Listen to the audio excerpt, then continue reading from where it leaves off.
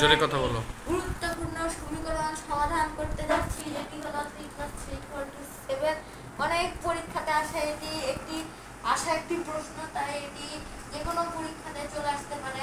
আমরা এখন এটির জন্য একটি বেসিক ফর্মুলা রয়েছে, কি হলো 0=0। এটি আমরা এরকম সব প্রমাণের ক্ষেত্রে ধরে নেব।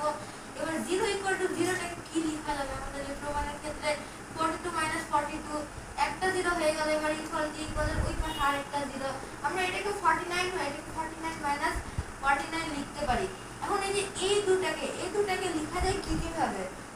এই দুটার মধ্যে প্রথমটাকে লেখা যায় 6 × 7 - 6 × 7, তার জায়গাটা কি সমান হচ্ছে।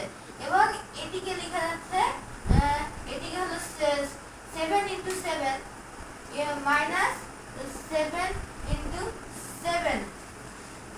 তো এখন আমাদেরকে একটি 6 কমন নেওয়া লাগবে এই পাশ থেকে, যে দুটো 7 কে মাইনাস করে দেওয়া লাগবে। দুটো 7 কে মাইনাস করে দিয়ে আমরা ইকুয়ালের ওই পাশে এখানে দুটোই 7 আছে, যেখানে 7 কে কমন নিয়ে আমরা দুটোকে মাইনাস করে দিলাম। এখন আমাদের এখানে হলো 6 এই 6 - 6 দেওয়া লাগবে।